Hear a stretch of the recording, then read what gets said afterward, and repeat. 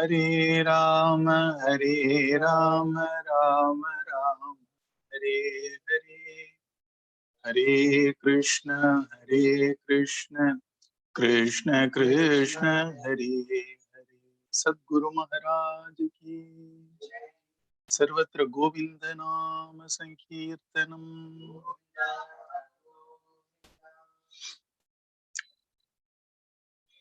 Jnana Vairagya Sampurnan Haribhakti Parayanan Purva Acharyanaham Vande Sampradaya Pravartakan Kalage Sundarakaram Sadaika Priyadarshanam Ajnana Nashakam Devam Sadgurum Muralidharam Murali Mandita Karakamalam Munijana Mohanam Vyatyasthapadam Vanamala Dharinam Prema Bhakta Mandala Nitya Kirtitam Premika Varadam Ashrayegam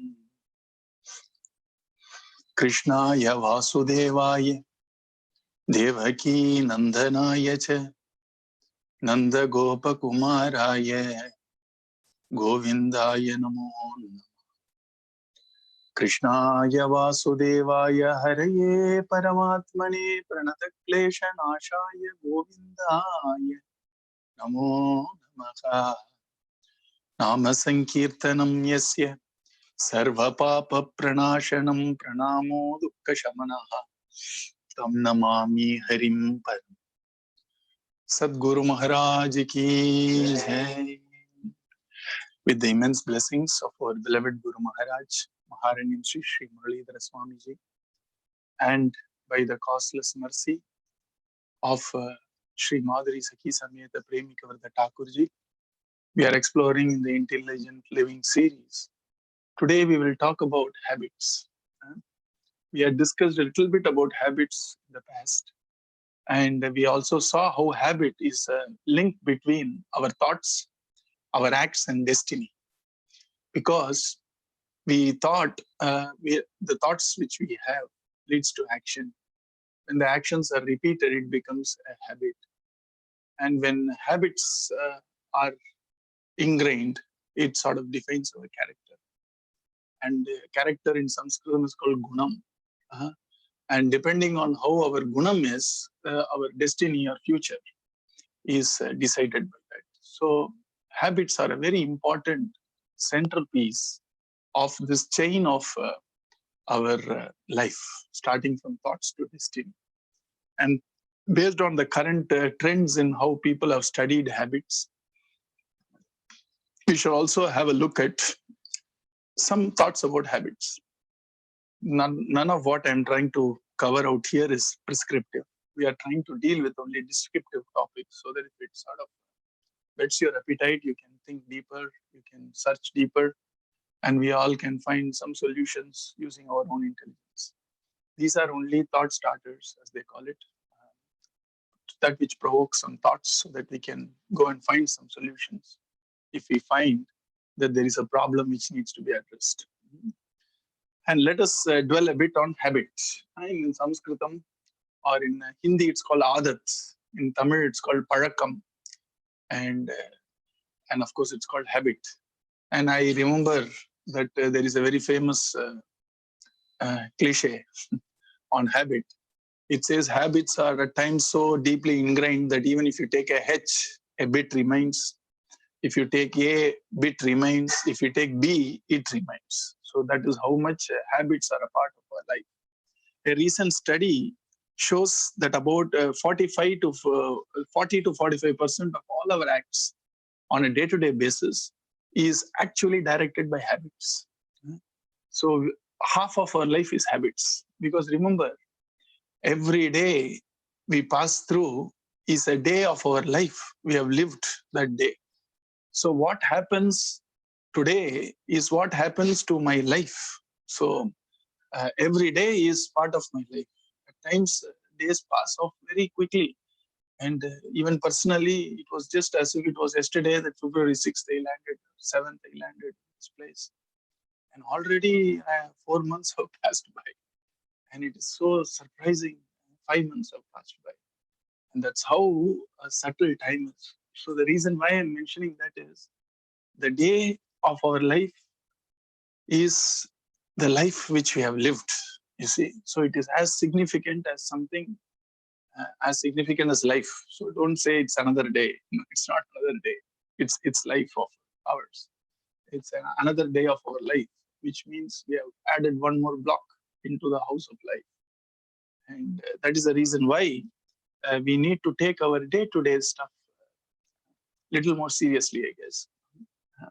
And habits seem to actually determine, of course, about 1/3 to half of our life, which means look at the potential. Some habits are, of course, very preferable, like waking up in the morning or not having anything to eat or drink until we brush our teeth, stuff like that. It's a very simple, preliminary, fundamental. These help. As per the most of the medical experts, it helps in our health. And they are preferable. And waking up early in the morning, I believe, is very preferable. I, in fact, have seen a book which is built on just waking up early in the morning. It's called a 5 a.m. club book. Yes. And they made a club out of it. And that's a way to institutionalize and systemize, I guess, good habits. And then there are some habits which, by definition, are not noticed. And the definition of a habit is when we do things repeatedly, and there is some perceived gain in that doing those things repeatedly, the brain does not want to spend much of its energy in doing it, if I can use the word deliberately, or using the Western language consciously. So, like in in our college, those days, the computer science people were all called go-to people. So we used to make fun of them saying go-to, because those days they used to write programs in BASIC where they use the word go-to very often in writing that language. And there in computer language, in programming, you have what is called as a subroutine.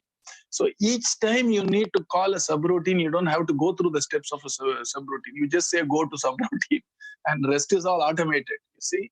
So all those are a product of our intelligence, right? And the brain has a great deal to do with our intelligence also. And so brain also does some automated routines or subroutines, you see. And the moment there is a trigger, the subroutine case takes over and there is a go-to function there, go to subroutine, you see.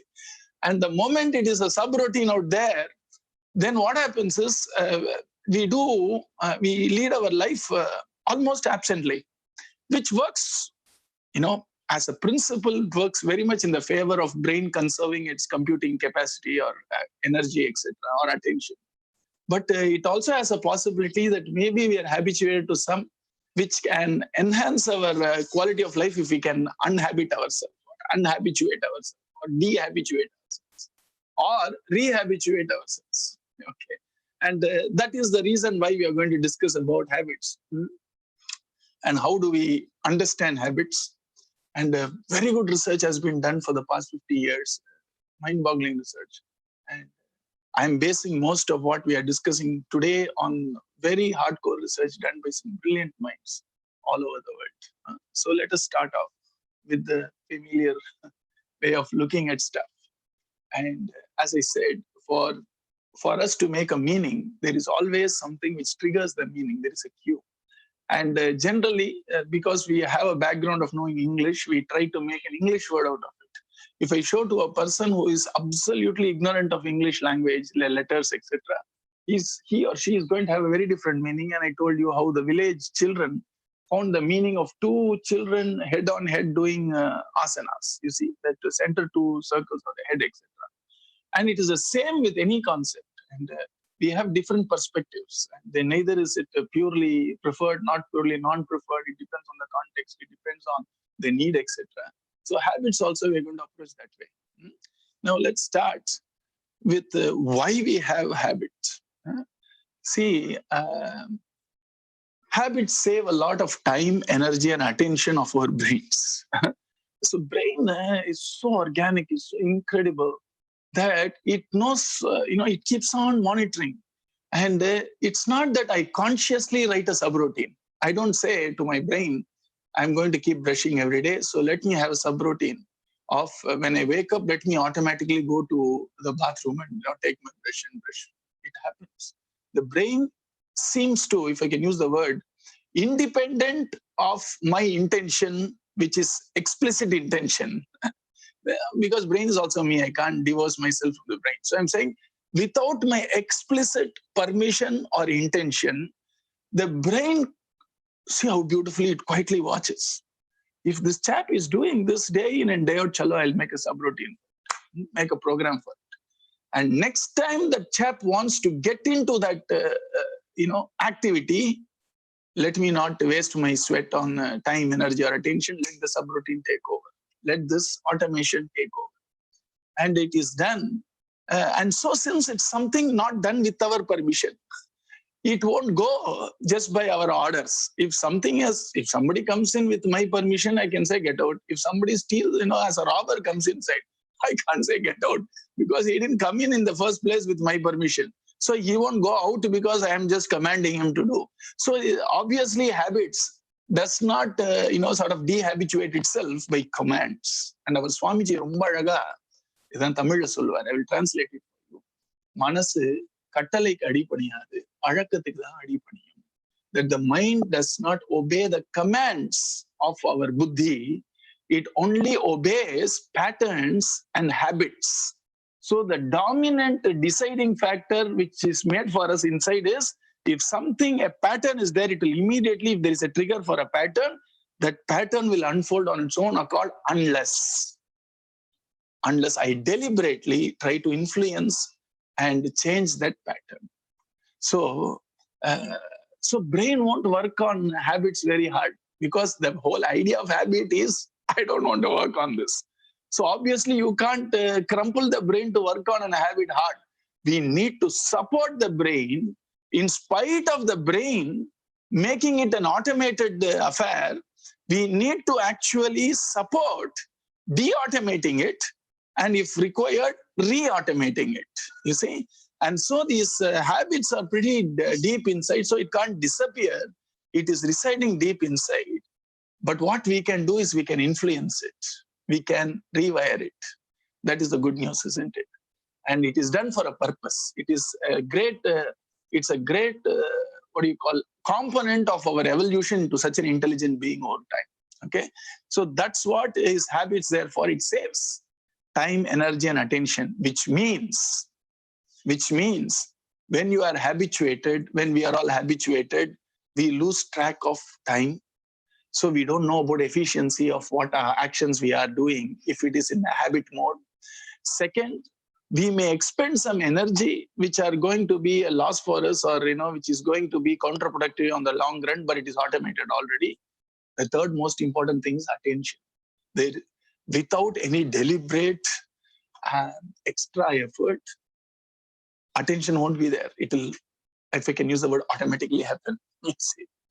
And so I need to put in these three if I have to reverse it or rewire it, which means I should be ready to use my intelligence to see how I can reverse a habit or rewire a habit so that it works in my favor.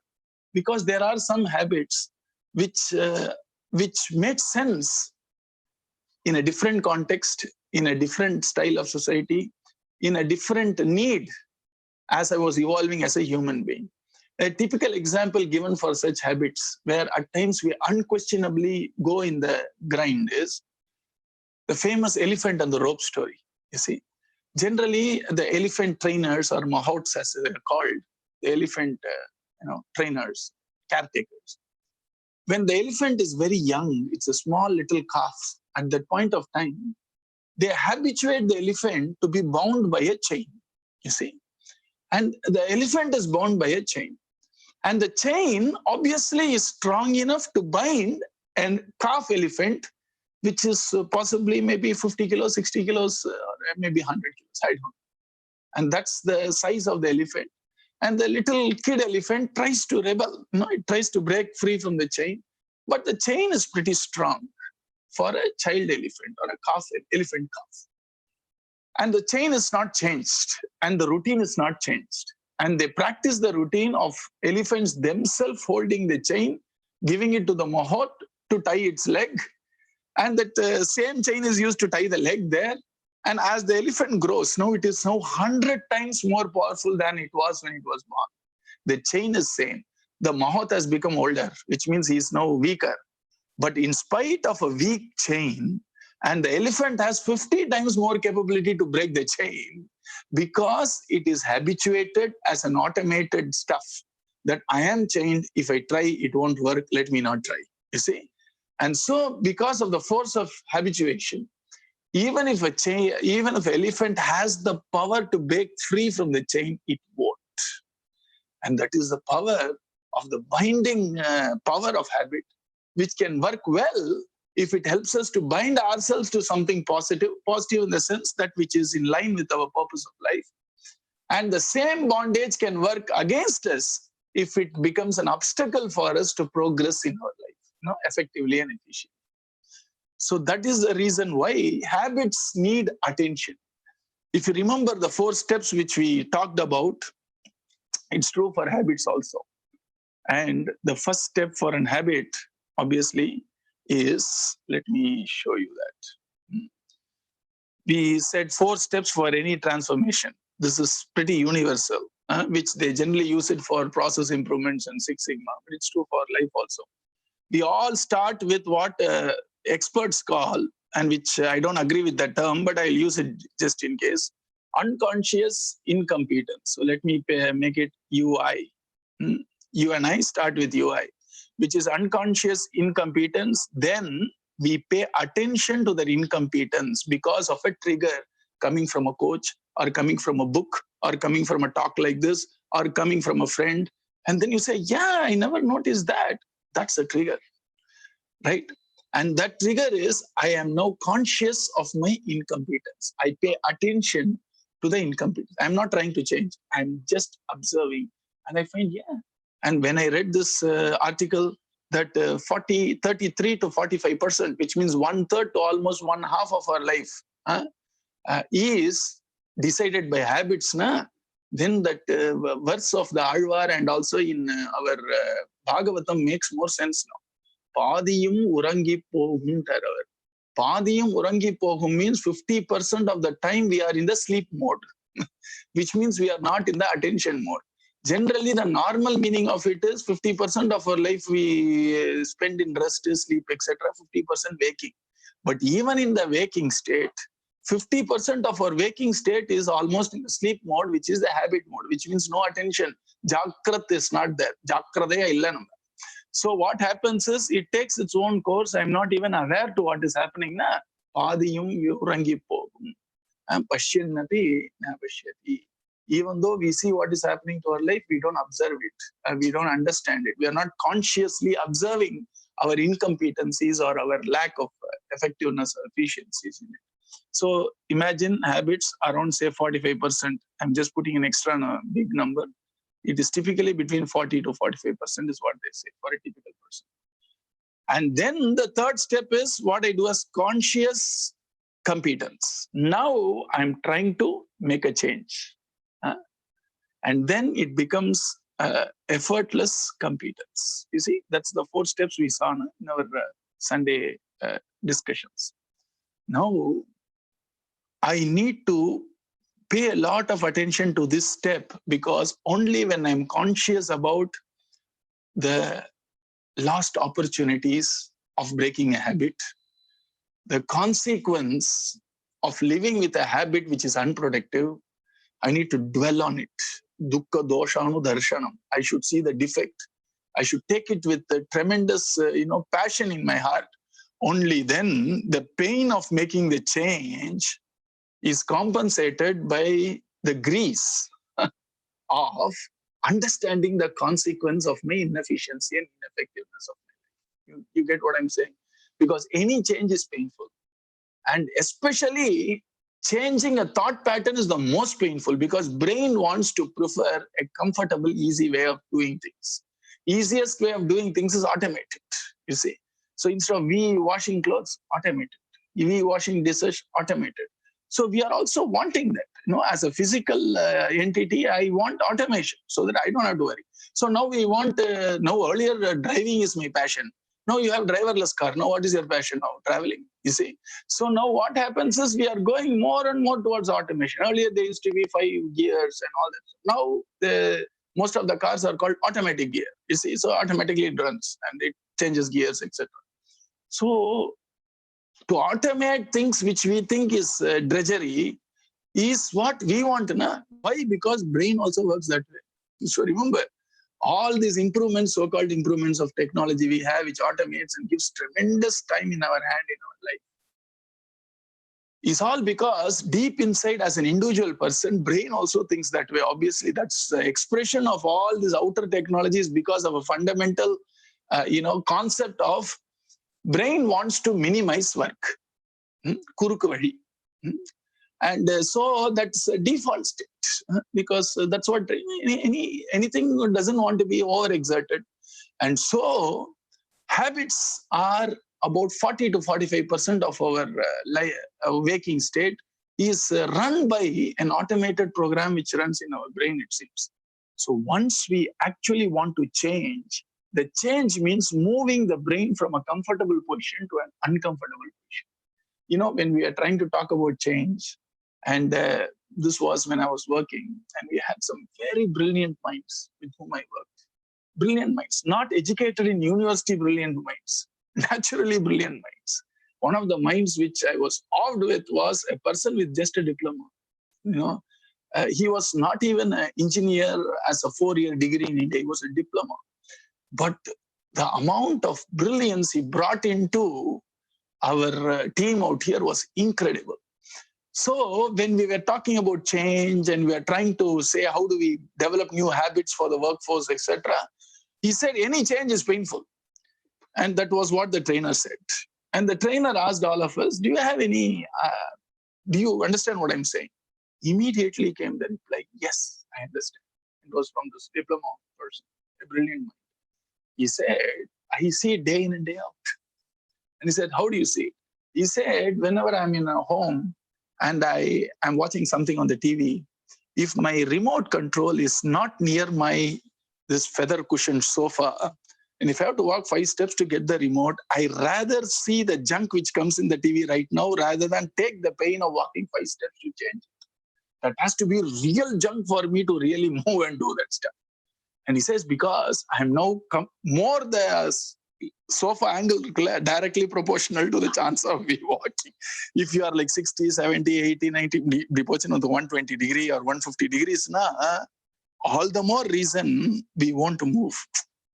Chalo dekhte hain, there is always good in everything. We will keep seeing. Why? Because that's our default human. If you use the term tamasam, is a part of human nature. We need to win over that. You see.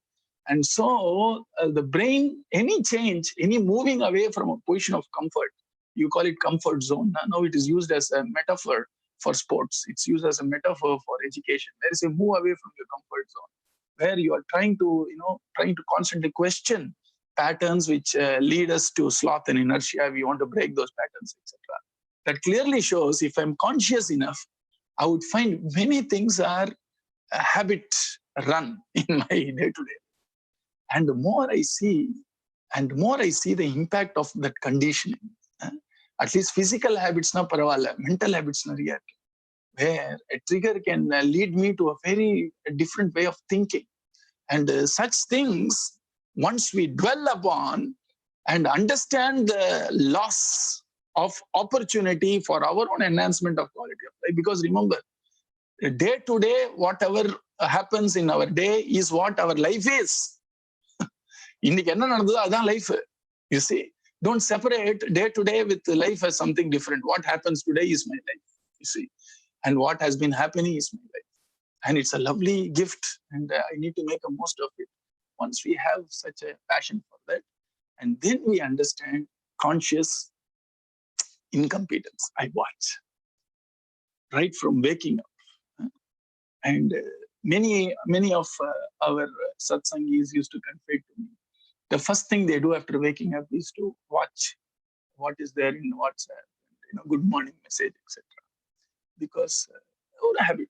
Yeah, but why are you reading? I don't know. I'm just reading. Nobody even questions that.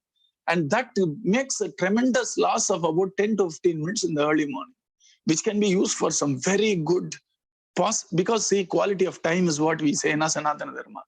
Though 24 hours is like a one-time loss for us. It's gone now, it's gone.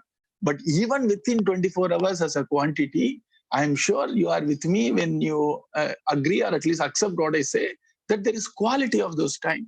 That 5 minutes of a quality time in the morning can be used, can be equivalent to 1 hour of time in the afternoon when I'm feeling a little, not very productive and dull, etc. So when I have an opportunity to tap into quality time in the morning, this checking my WhatsApp or mail or Facebook status, etc., can be done even the dullest time, because no much of my vitality is required to check that up, you see.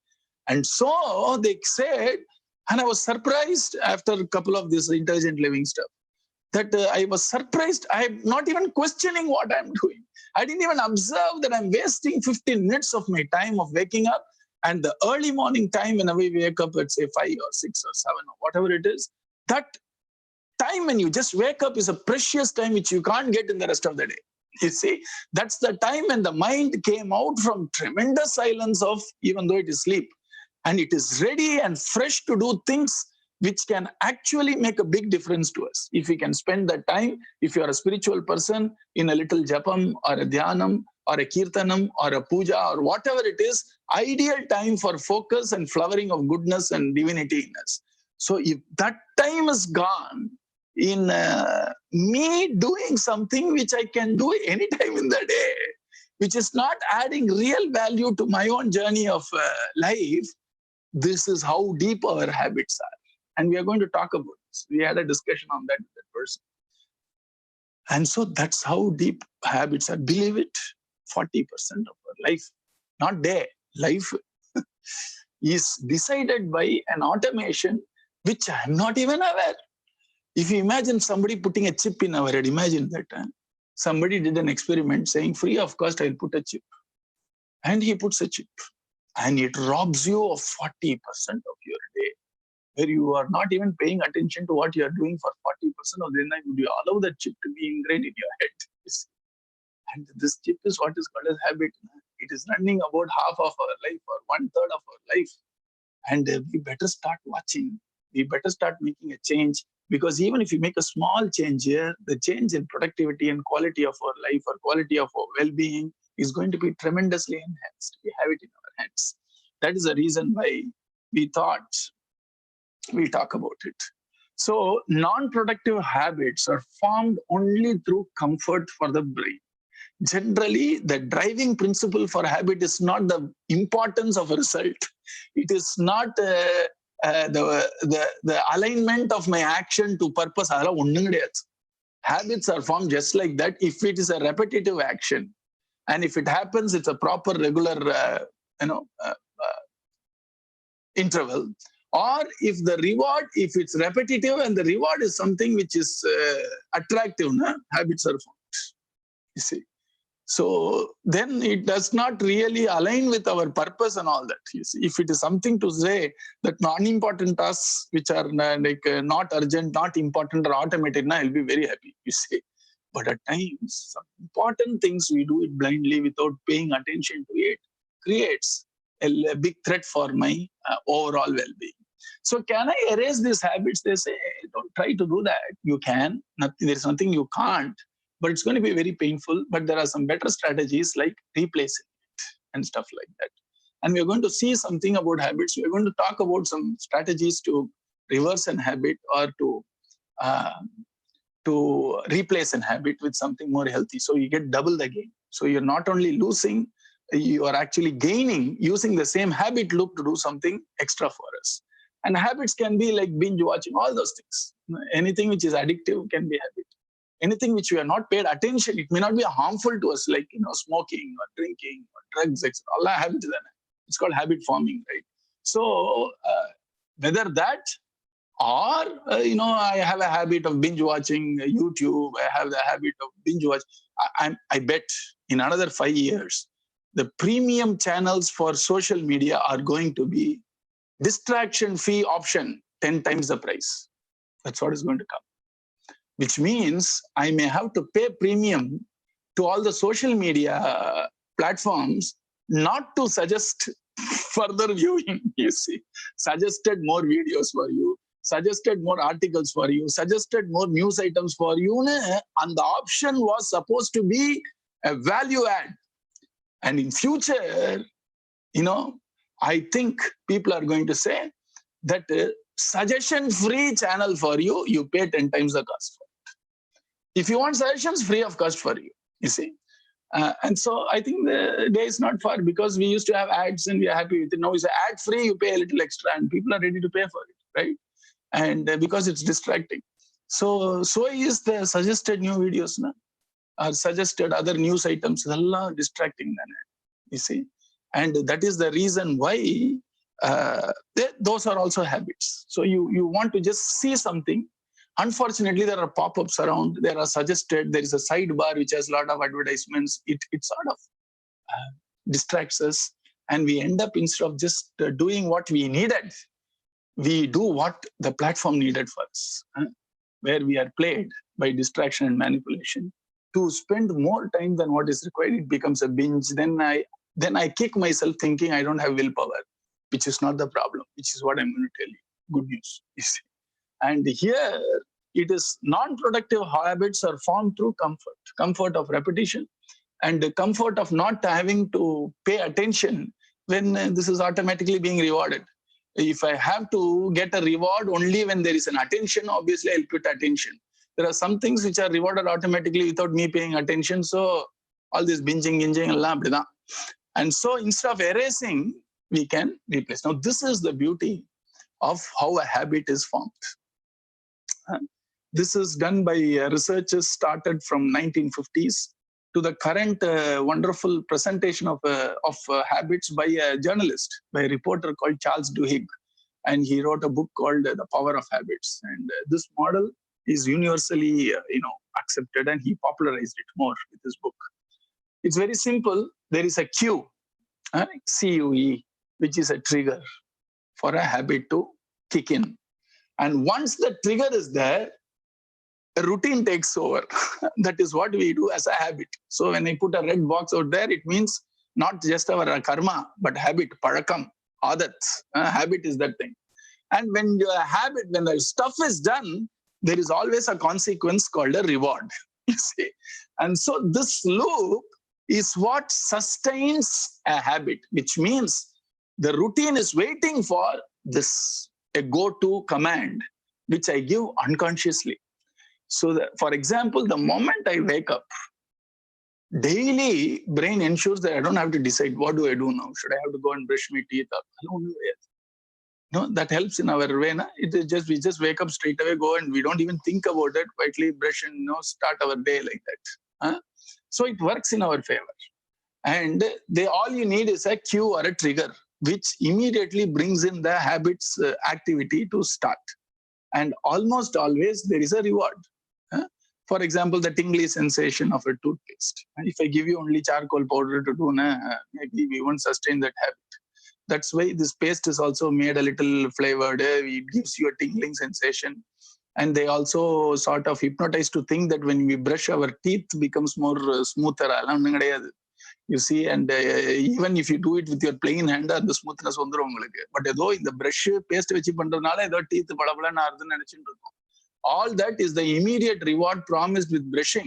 In fact, this is how people in America were made to brush regularly by an intelligent marketing campaigner for a toothpaste.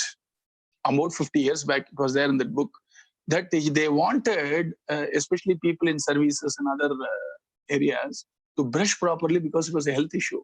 Otherwise, people didn't care. So they made a very nice, tricky marketing campaign, which we use to this day, you see, where they took out a paste, they brushed it, and then they rubbed their teeth with the tongue to show it is very smooth, and then or bright, or glimmer, tink, and pota. And then people brushed, and then, it feels good. You see, so the actual act of brushing can be done even with a neem stick, okay? But then to habituate that, the marketing guy showed him what is called as an immediate reward.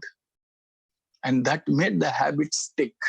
When the brain was not very happy brushing, they brought in a new habit by giving a trigger, which is an easy trigger, waking up in the morning. And then generally people preferred not to brush, but they showed a reward, immediate reward. Not after 50 years, you have a better digestive system. If you brush, it won't work. The immediate reward was the smoothness and the tingling sensation of the toothpaste in the mouth, which gives us morning freshness, you see. And then we got habituated that we have an immediate reward of morning freshness with the peppy taste and all that stuff. And this habit became our habit, you see. So that is how, I'm just trying to show you, they use it positively, but this is how we are being played into getting into habits of stuff where immediate reward is shown, and we can actually feel it. And once we get the reward, then I'll tell you what sustains this habit. You see, the craving for the reward sustains the habit. You see? And so what we do is pretty routine. It can be physical stuff like waking up and washing face, physical. It can be mental, it can be emotional also. Everything comes from a trigger and a reward from there. So what we call as a routine, or what we do, is not only physical. It can be physical, mental, or emotional. And then this will decide to automate or not. And there are a lot of chemicals, it's called some dopamine or something like that. And it is, secreted in the head. It gives us a little kick. It gives us the little craving. It gives us the little satisfaction, joy, or whatever it is. And that's what sustains the activity, and it has significance. And remembering the loop is done by, the moment the trigger happens, and what we do, we get a reward, and then it is loop is completed by some chemical secreted in the head. It's called dopamine, and it gives us a sense of I got what I wanted type of thing. You see, like a satisfaction and stuff like that. And believe it or not, all the addictions. I'm now taking the extreme. In our Bhagavatam, there are 4 addictions being talked about. You see, addiction to violence, like beating. I'm glad that it has reduced in all over the world. Like we have a spouse beating or a child beating, generally violence. And the second is about gambling, trying to play a risky game and get the rewards based on that. That's what is called gambling. And the third one is obviously adultery. And the fourth one is obviously intoxication, which lulls the mind or hallucinates the mind. These 4 together are bunched as Kali, and they added a 5th one called gold, which means aggrandizing wealth. And I was surprised to find they actually named this 5 and said all the 5 correspond to a small brain center in our head, which gives us a small kick or a reward where dopamine is involved. You see, the reason why people take to this habits and addiction helpless, all the 5 are addiction. Addiction for wealth, it's an addiction. We don't even question, why do I need it? It is now pursued for its own sake, you see. And the same thing with adultery. The same thing with intoxication. It is the same thing with gambling. Why are they saying compulsive gambler? There is a craving. You see, the craving is done by dopamine. And then there is violence. There is something they feel, something kicks in when they become violent or do violent acts. Ganjum Kali. That is happening because we are helplessly addicted to something which has the same circuit in the brain. So they say there is a portion of the brain which gets activated with all the 5. Though it may look varied, the reaction which happens in the head seems to be in a common place. There is a Kali spot inside. So here, this is what is a habit loop. Very simple. Habit needs to kick in. There has to be a trigger because the brain has to call its automated routine out. It's called subroutine in programming, right? Routines. So the brain has to call up a routine. For that, you need a trigger. And the routine should give a result, which is a reward. When that happens, then we get into an habit, you see. And more and more we do, remember the Rick Harris stuff, which is what fires together, wires together. So more and more we do it, repeat it again and again, stronger is the wiring done for it, you see. And so it becomes even more automated. It even becomes even more powerful. And it means that it gets even more difficult to come out of it. You see, as we keep strengthening that habit loop, it becomes more and more difficult to come out of. Now let's go into something which is very interesting. Now, what actually happens here is when there is a trigger and we tasted a reward, the real interesting stuff is each time we get a reward, the whole thing becomes a cycle which keeps on repeating time after time after time. Eternal. The problem with that is we are all Sanatana Dharmis. Na? If we are a slave to a habit, doesn't mean in last Janma I am an alcoholic, I'll become an alcoholic this time also. Avasyam la. But the tendency to actually be caught in a habit would be very pronounced if we have such vasanas in the past. I hope you get what I'm saying. If I have been an excellent, say, a singer, so this time when I'm born again, even if I cannot sing, for me to recognize patterns of music, aesthetics of music, that type of a tendency I would have certainly inherited. So maybe I will be good in playing, some other instrument, or maybe even in mathematics, series, numbers, or whatever. But there is a basic tendency, which is a common tendency, which fuels, such things like singing or, fine arts, etc. That I will take through Janma after Janma. And for this, if I am habituated to one of the 5 in Kali, I may not have the same trait in the next Janma if I am born, but I'll have the tendency of easily being ensnared by a non-productive repetition of a habit. And the vasana varum. That's the innate tendency in it. So it's all the more dangerous. And we need to understand how to actually take care of it. Now let's start with the first one called triggers. These are the typical 5 triggers, as most of the people who are very sharp talk about. And it makes sense also. For example, Namba Kalinale Maya illaya. Maya has 3 dimensions. Space, time, Vyakti. Vyakti na person, individual. Individual can be me or others. So adhe pattern, wherever you go, even if they know Sanatana Dharma or not, if they are talking about things which are influencing relatively what we do in our life, it has to be Kala, Desa, Vyakti. So trigger can be time of a day, time of a season, or time of a month, or whatever it is. There is a time. For example, if, for a monthly, I'm just saying, if it is my salary day or a pay day for me in India, I have a very different habits kicking on like that. I may feel very generous and I know blow a few money or dollars on there on some random purchase or whatever. So here time can be a daily cycle, or it can be within a day also, or a specific context related to time, you see, or it can be space or location, you see. So when I go to, say, for example, if I go to Walmart or Costco or whatever, Sam's Club, Targets, and the shop, if I have habituated to something, automatically I'll start doing that there, because it's a location which influences. And then, of course, we have people, some type of people, or others, people, or my own stuff is anything which happened just before the trigger, anything which happened, 1 month, 5 minutes back, or 1 day back can also trigger my habits, or something which immediately happened and it triggers it. A pre-event can trigger my habit immediately. For example, people have the habit of biting their fingernails. It typically happens because of any anxious type of an event. If it is even a football match or a basketball match, they immediately start biting their nails, because anxiety generally is related to people biting their nails, etc. It's a habit. So that habit is not triggered by time, place much. It is triggered by an event which just happened. It can also trigger. And finally, our own mental state, how we are. Are we cheerful now? When we are cheerful, some habits won't kick in. When we are in a general sorrow mood, some habits may kick in. When I feel, say, bored, some habits may kick in. So you have the 6 triggers. Why I'm telling you all that is, for us to be consciously incompetent, we need to find out what is triggering my habit, which is not very productive for my own life, you see.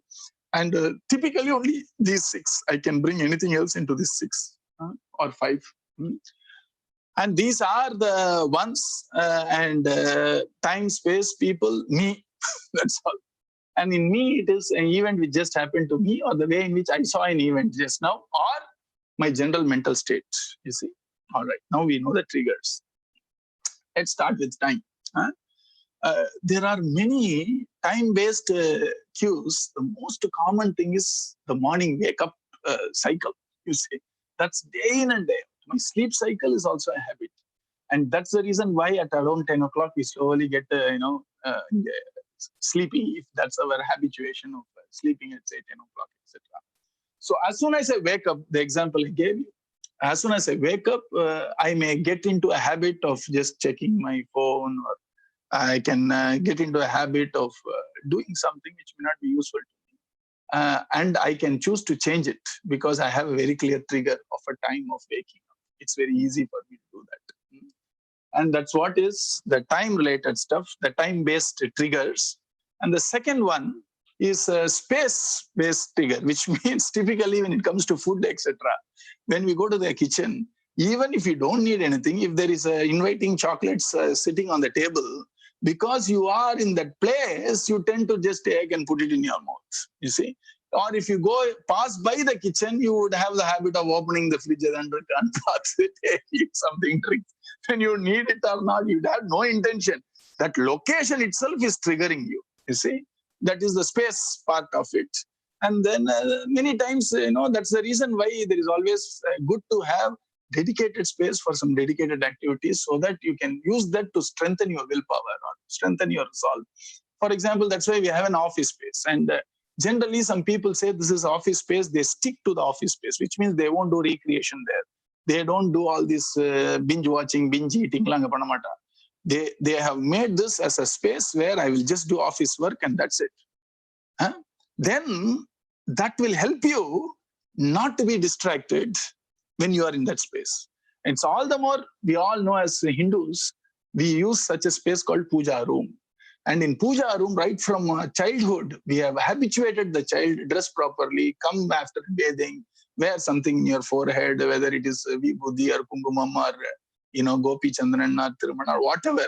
So we have created a sacred space which helps us a lot to strengthen our resolve, which means because I'm habituated there, slowly because of association, when I go into that space, I tend not to do other stuff.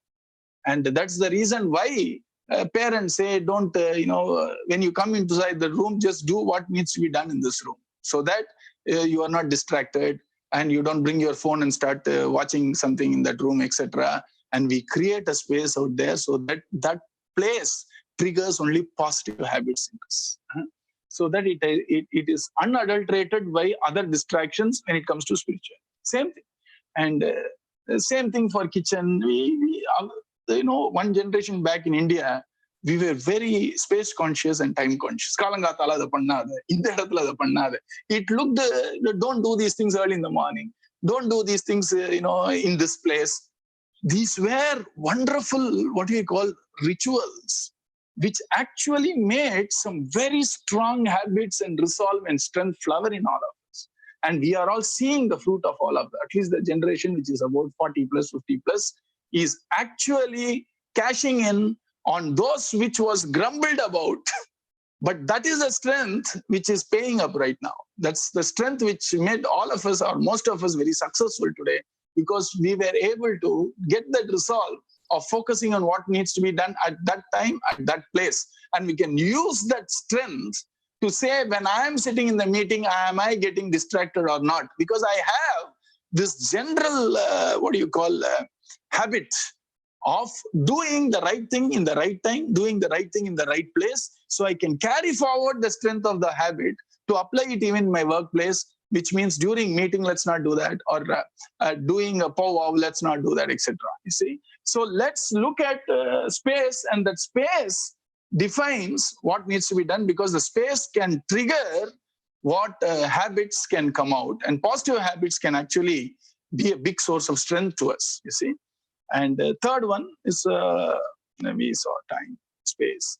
And then the third one is people. And generally, people have a lot of trigger. For example, if suppose there is a person who wants to quit smoking, okay, and that person is associated with other smokers, And slowly people start triggering. When they say, can you come out for a smoke? You feel immediately drawn and say, just one na, you see. Same thing with other habits which are trying to kick. If we have the company of people who are in line with the habits which I want to inculcate, it makes it very easy for me to stick to that habit. And actually it becomes difficult for me if I have the people who are contra to the habit which I want to kick. You see what I'm saying? So in a lighter vein, one of the speakers said, all of us have friends and accomplices. You see, you are an accomplice. Na? So friends are people who help us to, develop positive habits, which means they reinforce our habits. Accomplices are people who help us to get in trouble. You see, so when we have friends and accomplices, we have to be very careful as to the frequency and extent to which we emote with people, and having very clear idea that these types of people are going to trigger these types of habit in me. So I need to be very conscious about it, be more guarded, if at all I have to interact with them. And when we have people who are in line with the habits and the purpose and values which I encompass, it becomes very easy for me to reinforce a habit which I want to sort of rewire, etc. Right? People have a great influence, and which is the whole principle of satsang, etc. See, there we are trying to find like-minded people who can help me in the habit of progressing, say spiritually or as a human person. So when I have that set of people, it helps me. That's the reason why, whether whatever we do or not, at 6:30 in the evening, we are habituated to 100 days of, satsangam every day. Yeah, nah. It engages us in positivity. It engages you in positivity. So the time 6:30, physically, all my other plans are kept aside. Mentally, I am ready to actually get into a satsang. If some of you are such nice people that you crave for satsang, the job is done. You see, which means the fact that I look forward to a satsang gives me joy. When I am in the part of satsang, it gives me joy, and remembering that also gives me joy. Then the job is done, and then all of us have been blessed. You see, so that is what is triggered by people: positive trigger and negative trigger, both. Let me go to the next one. Then you have what is called as a pre-event, what happened just before or just after. You see, for example, pre-event could be a trigger which just happened and the habit will kick in. It can be any place, any time, by any person. Typical example I find is my notification. First thing I did with my phone is 99% of the time it's in the silent mode. So if I miss your call, there is nothing personal. I've just kept it in silent mode. And 99% of the time, I won't refresh it. You see? Why? Because this notification is a big positive, no doubt about it. But the whole problem is it can trigger and control my habits now. Suppose I have a notification, right? I'm talking, suddenly there is notification. Okay, coach. Every time I take a break of 3 seconds, it takes 10 seconds for me to come back to where I left. So 3 seconds is actually 4 times lethal, you see. Because when I am in a flow of thought and it is disturbed now, coming back to my flow of thoughts is not going to be instantaneous. I need to first reset. I need to go a few steps back like the relay race. I have to run backward, catch the baton, and then go again. So that is the reason why a pre-event could be a trigger, notification, stuff like that. And I have known some of my own co-workers who are so habituated to seeing mails. The first thing they do in the morning is they sit before the screen. I said, have you read your mails? I have, I'm waiting. For what? For any mail to come. I said, my goodness, are you such jobless here? Like you don't. And now that day when the mails are not come, new mails have not come, now he's waiting, he's refreshing. Because of how powerful that habits are. And at times it's very funny. And if you find it funny, then we are all blessed. You see, you can laugh at it and immediately get away from that. But pre-habits. And we can use the pre-habits positively also. Because, for example, what we typically do in ashram and other places is, morning you wake up, you brush your teeth, take bath, etc. Coffee. Whatever nama, meditation, whatever is done. So now we have tied in, coffee will anyway drink. Na? So we have used coffee as a trigger for meditation. So 7:15, if we do meditation daily, correct, 7 o'clock or coffee. And now since coffee is something which I'm habituated with, we can use that habit, and it's called habit stacking. So I'm stacking a preferred habit on a known and cut and dried habit, you see. And when you can do that, it works very well. But the moment you bring an exception, pochels. So 7 o'clock I'm used to have coffee. 7:15, let us do Mahamantra meditation. It works very beautifully. And many days when we don't do it, we feel a sense of something missing. You see, we sense of shortcoming. Adam power of habit. You see. And so it is pre-event works very well. Stack habits as far possible. And it will work really well for that.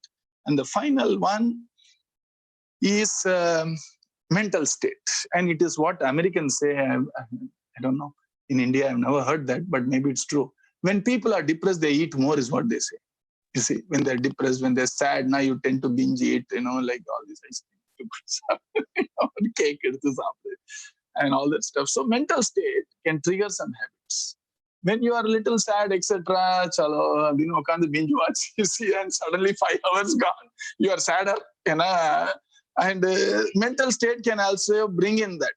And when you are emotionally positive and you're happy, there are some triggers which can take us to habits. That's the beauty. Now I told you, 40%. It's not that easy, right? 40% of our life is designed by habits. We better be a little aware, I guess. You see, and these are the 5 triggers, which leads us to a default routine of a habit. And now there is something called reward. We'll come to that also. So this is the loop out there, trigger, which leads us to a routine, and that gives us a small reward. Now here, there is this incredible thing. The reward mattum point illaya. That's the beauty. Here, if you see, there is what is called as, when the mind is used to this, there is a craving which runs this habit efficiently. The craving is the craving for a reward, not the reward itself. It is the craving for the reward which sustains this loop. And they did some experiment with the rats. Wow. And they put 150 probes in the head of the rat. You see. And they found out that when you put a rat in a tunnel and there is a chocolate in the end, they open a gate.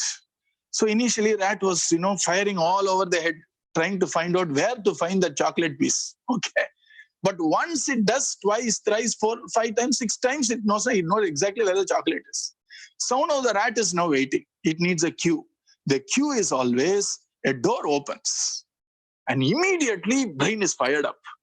The time it goes and finds the chocolate, very low brain activity. The moment it finds the chocolate, therapy high brain activity. You see? And they say that the initial sharp hike in the brain activity is the craving, looking forward to that reward. And the reward gives as much dopamine to the rat as the anticipation of the reward. You see? Anticipation. Physiologically, I didn't know that it was working even in mundane life. Because we know anticipation of, say, a divine experience gives tremendous joy. That's the whole point of Bhagavata Dharma. The journey itself is joyful and the anticipation. And that itself gives us the tremendous joy. We know all that. But here it is true for even mundane experiences. And then I saw another incredible paper which really set me thinking at the beauty of what we have been reading day in and day out in Bhagavad Gita and the rest. It is said that for the rat, there is this dopamine secreting system. They cut it off. They cut off a dopamine, that which gives, dopamine is some chemical in your head, which actually gives you that, high of the reward or anticipation of the reward. What happened was they cut off the gland which secretes dopamine, or they cut off the whole dopamine channel in the head. And to their horror, they found out the rats lost their will to live. So even if you give food, it didn't go and eat. Even if it's thirsty, it didn't drink water. So it just died. Just died. Because it lost the desire to eat. It lost the desire to drink. It lost the desire to raise a family. Why? Because the system which rewards anticipation of a reward in form of this little kick it gets was cut off. And so, the anticipation of the reward, what drives most of us, it is the desire which drives most of us. So that is the understanding I had in our 7th chapter of Bhagavad Gita. Dharma aviruddho bhuteshu kamo asmi bhartarshava. It is Bhagavan who has put in a system in all the living beings where only when they attain a reward, they should be happy, na? They should get the high. Na? Bhagavan put an anticipation system in all the creatures' design, so that this cycle of life in form of craving for something will continue and life can exist. Adhan Bhagavan says, Dharma, ரொம்ப careful சொல்றான். Because dopamine போட்டேங்கிறதுக்காக all the people who are caught by drug எல்லாம் நான் நினைச்சுடாத. Dharma aviruddha bhuteshu kamo asmi bhartarshava. When you are pursuing objects of life which are in tune with the universal values called dharma, that desire is me in all of these people. Without that, life won't exist. Like rats, we won't have any will to live. It is because we are thirsty for something, whether physical water or thirsty for some accomplishment or thirsty for some reward, which we perceive as something great, etc., which makes the whole cycle of life move in front. They researched that and found out it is the craving which pushes people, including rats, to actually lead a life. So Bhagavan ensured or thirst or hunger as something default, so that sustenance of this body can be directed by a self-directed mechanism. So even for advanced sadhakas, Bhagavan ensured when they are hungry, let them seek food. When they are thirsty, let them go and drink water. Because they need these precious things called this body to attain the purpose of life, whether it is moksha, dharma, artha, or kama. I can't separate our scientific findings with our shastras, but I'm just trying to see how beautiful everything is together as an integrated way of knowing things. Vedas vid means knowledge. Science scientos means French word knowledge only. So finally, it's all about knowing and realizing what this precious thing which has been bestowed to us, which is what life is, isn't it? So here, it is the craving. So the underlying theme, the underlying, the key for habit is trigger and craving. If we know how to manage these two, we have managed our life. We got 40% of our life back. Or forget 10%, let us keep it as something which is very productive for us, productive habits. 1/3 of the life we get back.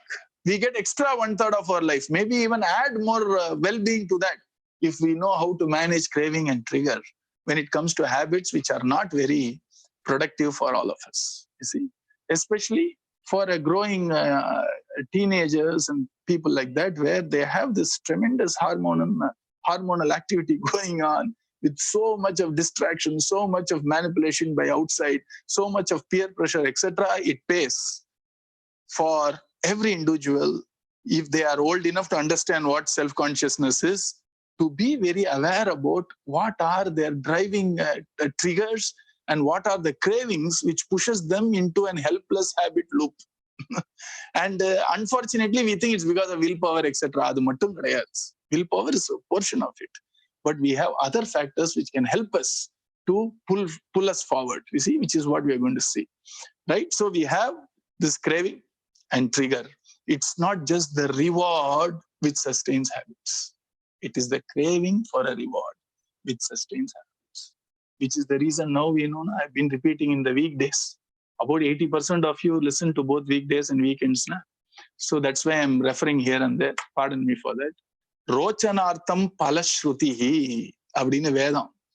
For us to get into the right habits, Veda Mata is creating a craving for a result so that we move away from tamasam or comfort zone of just being slothful to rajasam or an activity-based karma, which is, put in a proper structure so that you know how to get in because of the promise of the reward. The same Vedamata has given the right dose of the karma, the right level of the karma, so that you can also get out of it when you are mature enough. You see, that's the beauty of our system. That's rituals. Rituals are there for us to enter into something which is better than what I am right now. And the same rituals helps you to set you free from all these activities when you're ready for it. It is not true for other binging. It is not true for other Kali. Kali is also enticing you into something, but these are all self-defeating and counterproductive activities which we will find very difficult to come out of. But on the Shastra or scriptures or elders or whatever, the system is they are saying with the same craving, Rochanartham Palashruti. Palashruti means promise of a reward, and creating a craving for the reward, giving them stories about, see, this Rishi did penance and but he created a heaven. So now you have a craving for something very positive, and that positive activity in its own nature has the ability to drop on its own accord so that you are relieved of it when you are mature. Like a fruit is held fast by the tree until it becomes ripe, and the same tree lets go of the fruit. Likewise, these are what our entire system of self-improvement and all this wonderful religion was made for. They didn't do all that for numbers. They did it for only one number, one, which is you and me, you see, so that we can progress in our own pursuit of life, attain whatever best we can in kama, artha, dharma, and more than everything, set ourselves unconditionally free. And that's what all this is about. And so the various rituals which were arduous at times gives you the right trigger. So they say, when you wake up, do this. Before eating, do this. Why do you think gratitude prayers were introduced before eating? Easiest to cue. You see, just before eating, and we have to eat, na? So certainly you can't escape eating. And so they put in a wonderful gratitude prayer saying the food is God-given. I know the very fact that I'm able to digest it is God, Brahma, Vihina. Everything is finally divine. And I'm very grateful for Bhagavan for me to have been given the food, but also the capability inside us, Vaishwanara, to digest the food. Appadi the prayer anga eduthu vecha. You see, yenna adan cue. They understood all that very well. And they put this critical, and when they say when the sun is exactly on top of your head, do all this. You see, when the sun is about to go and sit down in meditation for some time, do japa. Before the sunrise, do that. So they put a queue of time. And they said, when you are in a temple, do this. When you are in your home, do this. When you are in a patashala, do that. Why? They put a queue of space there. And when you see an elder, humility, call the will. Humility. For humility, manasla irundhalam poradhu, because mind is very fickle. So they made it as a ritual. So you do pranamam or fall at the feet of elder, because humility fosters not only learning, it also fosters joy, it fosters gratitude. They understood the importance of humility. So they made all this. All our culture understood this. And that's why our Kanchi Mahaperiva used that example I also told you, that these are all there as per our religion. Go to the temple, do only right side, then you have to go around the temple. Do it thrice. Habituate. This sounds a little binding. Our Periva used a lovely example. Earlier days, they used to get the twigs, dried sticks for fuel. That's how we used to cook, or 2 generations, 3 generations back. And so people used to go to the forest and take all these random twigs, which are like, the thorny bushes. They have dried thorny bushes. They will cut it and they will make a bundle with the coir rope end side. And generally, because these sticks are all random, it will hold the coir rope very tight, you see. So for them to take off the coir rope, a simple strategy would be take a 3rd rope and bind it even more tight in the center. So the sticks will be compressed like this, and these two ropes will come out. And this is just a single knot to compress, na? So that also you can take it off. Huh? So our Kanchi Periva says, all these rites and rituals which has been mandated by rishis, they did that as a third rope so that our other, self-injurious habits, other distracting habits, other, self-defeating habits can be loosened off, and we can be free from all that by doing these habits in the course of day. And those habits will actually set us free from our pre-existing habits which we have inherited from so many lives also. Adukku dhaan rites and rituals. Adukku dhaan oru system, adukku dhaan discipline. And that is the beauty of using a habit to finish off all the other habits so that not even a bit remains, you see. That is the beauty of spiritual, discipline. Huh? And craving. We saw craving. Let's go a little more further. So we find out that the habit is fed not so much by the reward, but by the cue and by the craving. And if we can somehow use the same cue, because that you can't escape, but then change the craving, channelize the craving to something else there.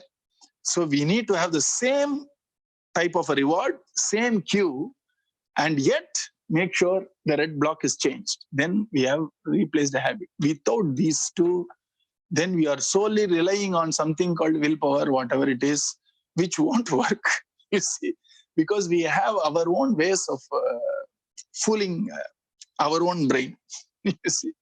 And that is the reason why preserve the cue and the reward or the craving, change the activity. Then there is a better chance of replacing a habit. That's the strategy people show it. And generally people find excuses. So when we don't change these two, what results in excuse why we are not able to do it?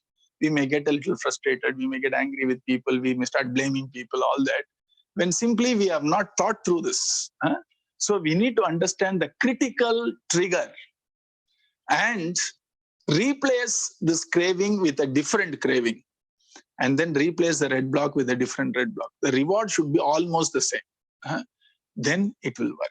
Otherwise, we are trying to swim with our hands tight, and no point in saying I don't have the energy. We have hands tight, and we are trying to find out how we actually enhance our chance of doing what we need to do. So using the same cue, which is the trigger, and almost having the same reward, if we can somehow change the routine, we have got it made. For example, if we wake up, the example which I discussed with one of our satsang persons, when we wake up with, for example, looking at the phone and wasting 15 minutes, waking up is the same cue.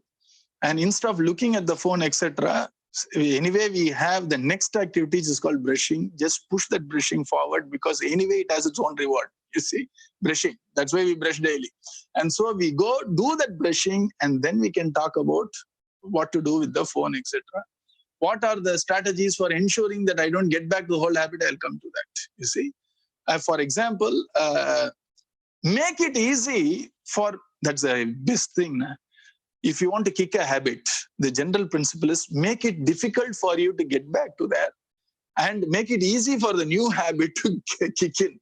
Simplest way is, for example, we have told all the children, some of your Gopakutiram camps also have said, taught what is called a Satvika Smaranam.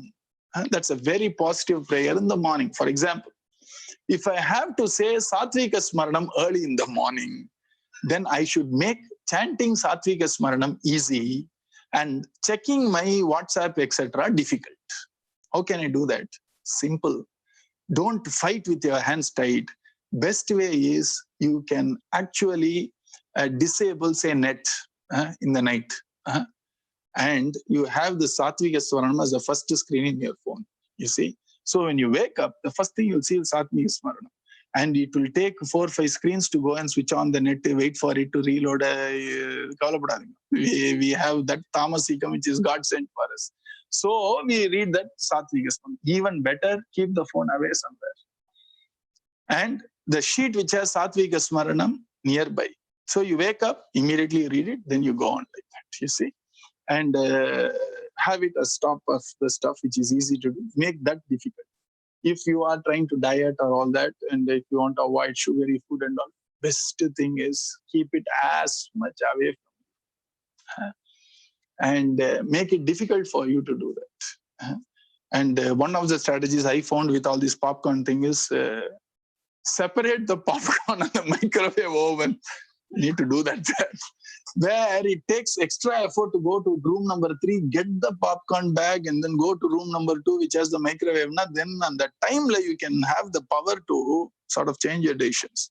If you make it easy for you to fail, then do that. So once there was a person who came to the ashram, and he came to Swamiji, and he said that he was addicted to phone games. He was an engineering graduate, or graduating in engineering, second year. And as any mother would say, such a smart chap, etc. And then our Swamiji blessed him. And then he said, do what needs to be done for him not to fall back into the habit of dinner. And then I called him, and then I said, show me your phone. What game are you playing? It was some game. And then I asked him, you want to kick this habit? He said, yes, sir, I really want. I asked him, why are you still having that app in your phone?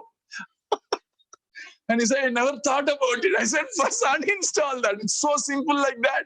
So he uninstalled it.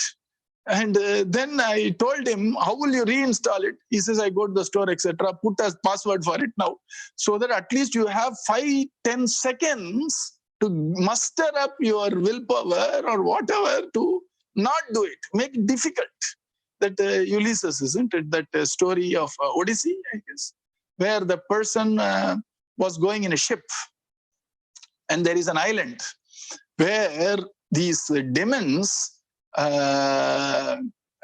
sing very well, you see. And their way of enticing sailors is to sing so well that they completely get intoxicated with the song. There are hidden rocks in the coast. The ship goes inside, and the ship wrecks, and all the people are devoured by the demons. One Raja, Ulysses, wanted to actually listen to that song, yet not be ensnared by him. So what he did, he told all his crew members to seal their ears with wax. And then he said, as soon as I come close to the island, you tie me to the mast and don't obey whatever I say. And so when he came close, he heard the music. He said, untie me, I want to go to the... And they were all ears sealed. They didn't know what this Raja was shouting at all. And finally, the chap really wanted to finish off his whole crew. But unfortunately, the hands were tied. So when the ship passed safely by, he slowly untied and said, thank you. At that point of time, we would have killed everybody to hear that song. Adhikaha, he used something apart from just the willpower. And the willpower work pannats. You need to allow ambience and a system to support willpower. Then it will work. And how he supported it, he tied himself, which made him difficult for him to run to that island. And he made it easy for his crew to ensure they go in the right course, because he sealed all their ears. You see, that is what we need to do. And there are some habits like waking up early or using the early morning time in a fruitful way, either by contemplation or bhajan or some stotram. அதாவது ஸ்தோத்திரத்தினால வர ஃப்ரூட்டை விடுங்கோ. The very fact that in the morning we are doing something as a habit is going to strengthen something inside which gives us the power to win over any other habits. They generally call it as critical habits or keystone habits, you see. That helps us to actually get the strength to change any habit. And adallam beautiful stuff. You see, it will give that practice will train us the power to hold on to a basic habit and to win over any habit which I want to win over. So you need the basic buffer strength inside. And so that is what it is. And that is the reason why when you have a trigger, you can't change the trigger. Don't change the reward much, okay? But change that. And the example is you can stack habits, or you can use all the other time. So, you can use company, etc., to help you do that. And anybody who motivates you to win over a habit is your friend. Anybody who's tempting you to go back to bad habits may not have the real quality of a friend. They are an accomplice. They'll get you into trouble. Remember this. When people motivate us to say, yes, we can do now, that's divine. When people demotivate us and say, chal yaar, what is the big deal? Abdina, danger. It is better for us to see through the social demands of what friendship is all about when it is going to be self-defeating. You see, a friend respects and accepts we as we are. And a friend is a party who is interested in my welfare also. If somebody wants to drag me along with that abyss which he is going or she is going now, how can that person be a friend, even if he is a friend in your social media? You see, got to be careful. You have to, got to use our brains, I guess. And the example given by our Swamiji is a lovely example from Mahabharata, that Arjuna and Karna both were facing each other in Mahabharata war. Both of them are actually equals in all aspects. To tell a little further, it is suspected that Karna was a little more proficient and valiant than even Arjuna. But then Karna lost, Arjuna won. In spite of the fact that Karna came with all his gusto. You see, he wanted to fight. He wanted to prove himself. His whole life, he has been waiting for a war. And Arjuna, just before the war, dropped everything and said, I won't fight. With all that stacked in favor of Karna, Arjuna won, Karna lost. Why? Because he had a charioteer called Krishna. Karna had a charioteer called Shalya. And Shalya was requested by Bhagavan through Yudhishthira to keep on demotivating Karna. That's all he did. Constantly deriding Karna. You can't do it. You are a rat. He's a great tiger. How can a rat face a tiger? No, went on. And that completely reduced the proficiency, capability, and the talent and the valor of even Karna. But here Arjuna was constantly, motivated and inspired by Bhagavan Sri Krishna saying, what are you talking like a timid person? Go fight. What is there? And don't worry about the result. You give your best in the fight. Come what may, you are going to attain only goodness. People who motivate are all divine. People who take you forward in this journey are all your real friends. Like Arjuna's friend was Krishna. And people who in the guise of a friend is pulling you down by making us do things which are self-defeating and injurious to our own path of life. I don't understand how they can be called a friend. They are only accomplice who gets us into trouble. So here, the trigger can be positive if you have true friends around you. They help you to reinforce. They help you to motivate. At least have one friend whom you can. Don't, of course, Mahabharata says never confide everything to everyone. Never confide everything to anyone. You see, there are some things which you have to keep only with yourself. To not even to your spouse. So, Mahabharata is a brutal shastra because it brutally wants your success. You see.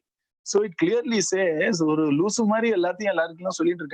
should know what to tell who and in what level you have to tell who. Mahabharata. Likewise, friends, there are some things we can share, some things we can use them as a positive reinforcement for you to take you forward. All that is in the trigger. So let me quickly take you through 3 simple steps out here. First is see the triggers. What are all going to be your cues which pushes you into a old habit which you want to win over, and find alternates. What all I can do instead of that so that I can almost get the same reward given the cue, right? For example, early morning, instead of if I have to make an exercise, etc., and I don't do that, easiest thing is make exercise easy and make binge watching difficult in the morning, which means you switch off the TV, take the batteries off your remote, then keep the shoes ready, keep the socks ready. I know people who are so stingy, they have only 2 pairs of socks, you see? And so they don't even think, I didn't wash my socks. You see? If bathing, you feel double because you have extra towel, buy 10 towels, it's your life. We are not wanting for all that. Alpa vishayathukku you don't have to, you see, அப்படிதான் think. Find alternates, find resources required to encourage that habit. You don't have to spend a lot of money on that, just using intelligence. Shoes is ready before you go to sleep. Keep the shoes ready, keep the socks ready. And then, help. Find things which can support my doing the right habit. Find things which will make my old habit really difficult. It's very easy to win over habits. And once the habit takes over, then it has become an automatic good habit. It becomes very positive. And is it just willpower? The answer is obviously no. Let me show you. There are about 6 things we have to look at it. It is not just willpower, and it is about other social help we can get, my own personal help I can get, and also the help from a structure. How I design things, which is what I'm going to tell you. First is, if I have to control what I do, I can't directly control it, because what I do is in the mercy of something else, isn't it? Right or wrong? If it's an automated loop, obviously I can't directly say I will change a habit. I have to work around. I have to understand the cue. I have to understand the reward. I have to understand why I enter into the habit in the first place. So very beautifully put is, things that controls what I do has to be controlled. What controls what I do? Cues control what I do. My reward controls what I do. My craving controls what I do. My people around control what I do. What happens around me, location, time, structure controls what I do. So I need to work on all these. It's a higher level work. Directly I can't, touch my habit. I will touch the ambience which sponsors the habit. The best way to curb terrorism, I believe, from some of these experts is cut the funding. First thing. People who sponsor it, cut it. And then slowly it will wane anyway. So likewise, there is all these sponsors for what I do. Cut that sponsor or convert that sponsor to something more positive. What are the things that control what I do? Is first of all what is called as a personal motivation. Do I really want it? And let it be very clear. Why do you really want it? What is your intention? Sometimes it's so obvious. When I'm caught in an addiction, when I'm caught in some self-injurious habit, I want to kick it for the very reason that it's injurious. If it is some other more subtler habit, you need to be very clear as to, do I really want a change there? The answer is yes, willpower is done. The rest is all going to support the willpower. And the metaphor used is you have this rope pulling game. There are 5 people this side, 5 people that side, they pull a rope. In that, you want actually all these 6 to pull from your side. Then the victory is very easy. If it's just willpower and you don't work on the other 5, you are fighting with your own self. Very difficult. Second thing is skill. Can I do it? I want to do it is motivation. Can I do it? If I can't, now what are the skills I need to develop? And the skills can be simply things like, how do I present an idea so that my friends or my relatives or whatever will not pull me back into the habit. The third thing is, always better, we are all different people when things are monitored. It's a weakness, but it works very well. So you can always have, for example, if you are like a type of a person who works well if something is monitored well, you can have your family member or a very close friend or somebody to monitor, and so that somebody is watching, and so it gives you an extra motivation to it. A typical thing would be, I can even have, suppose I have to go to the gym daily.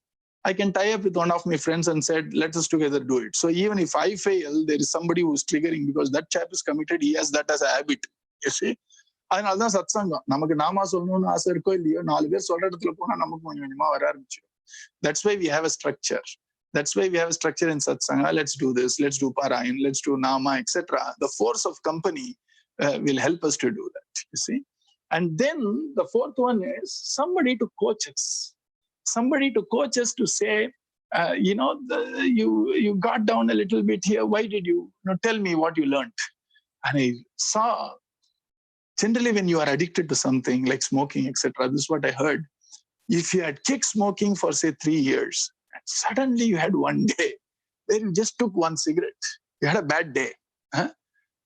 That bad day can result in a bad decade. You see, again, so Rumba Alaga அவர் சொன்னார், you need a coach to convert a bad day into good data.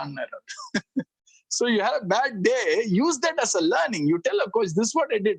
What was the cue? Where did we go wrong? Now you are involved in a problem solving so that the bad day results in good data for you to understand the cue or the craving better, so that you need a coach for that. You see, so the moment you have a coach, which may be your father or your brother or sister, whatever it is, the coach will help you when you understand that I'm failed today. Instead of taking it as one, it all adds to 1 plus than. And so it goes on for a decade. A coach would intervene and help you, not as an escape, but as an empowerer to understand what was the cue, what was the craving, how can we fortify it so that tomorrow won't be another bad day for you. So a coach helps you. And then finally, our own structure. What is my reward for this? How do I design a reward system? For example, it's always good to have a tangible small reward. And I heard one of my people used to work with me. They said, whenever we were actually binge eating only when we go out for food. When we cook at home, we don't binge eat. So he decided, even though they were pretty well to do, they decided to make sure I get an immediate reward of not binging eating outside. They created a small account within their bank for their dream destination 5 years from now. You see, they said, let's all go to France, see Eiffel Tower. And so each time they don't binge eat, they save 1,000 rupees, 2,000 rupees. They used to put in that account and immediately a reward pops up saying my account balance is 2,000 more. So I am a little closer to me going to Eiffel Tower. And they created a system like that, a reward system, to ensure they don't fail. You see, on the homework, if we do, it's very easy for us to sustain the change habit. So what is my reward? And generally everybody has their reward. For example, if you want a distraction, you say, I will finish it, and then the distraction will be more tasty. Rather than doing something as a distraction of bore down is poach. You want to see some, say, comedy clip or something. So when you actually go and see that, because you're bored now, you won't enjoy it. But if you say, I will allow myself 20 minutes of this, some comedy stuff or some documentary stuff or some movie stuff or whatever, I don't know. After I finish this, you have a reward system. It always makes that even more, the anticipation is there and the joy is there. And then you ensure that you cut off in 20 minutes. For that, you need an extra support. You need somebody to tie your hands and seal the ears of people. And don't worry, parents are always there if you are a youngster. And the spouse is all there if you're older, they're waiting, you see. And so how do I make it easy to stop an old habit and to make the new habit easy? How do I ease in the new habit and make the old habit difficult? You have to use innovative stuff, where physical distance is the best thing, you see. Out of mind is when you are out of sight, you see. And so if you don't keep things around, and adanaladhan மகான்கள் போட்டோலாம் சுத்தி வைக்கிறதுக்கே ஒரு பிரயோஜனம் இருக்கு. ஏன்னா அந்த ambience is very important. If you put all the provocative poster, இந்த star poster, அந்த பிளானட் போஸ்டர்லாம் எல்லாம் கிரகம் தானே, எல்லாம் போட்டேன்னு வச்சுக்கோங்களேன், then what will happen is those influences, Swamiji has said, even having Mahatmas photos etc around you, not for any spiritual reason alone, it also gives you a sense of reminder. Whether we have that motivation right now or not, it helps you to remind yourself, so let us do it better. And you can also have things like something which is monitored, right? And like, for example, pedometers are there. You can monitor with a chart, you can put a schedule and be truthful to what you write out there and show them to people. Reward a little bit. Whatever you do, reward yourself a little bit. Some distraction, something. They can have a small portion of, say, a sweet or a chocolate or something. Make it more interesting, you see. Instead of just binge eating a chocolate, it becomes even more joyful and it makes it worthwhile. We can relish it and there is an anticipation. and there is a joy. And I heard one of the writers tell, the greatest reward I have when I finish my schedule is to-do list. He will write it in a paper. After he finishes, joy. That helps me to switch off from the office to go back home. In a ritual. This is what is called a ritual. And we have such rituals. Hinduism, nobody can come close to our rituals. And right from the hand movement to the mind thoughts, the japam, and all the postures we do, and the tantra, mantra, yantra, appudi rituals there to make it support our habit forming better.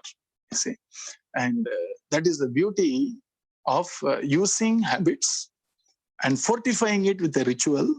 And the sports people use a lot of rituals. For example, I know of some tennis players, if they miss a serve, they have a ritual. You see, they'll turn back, stamp their feet, or walk and talk something to themselves, come back, and now they have done with it. Now they're ready to face the game afresh.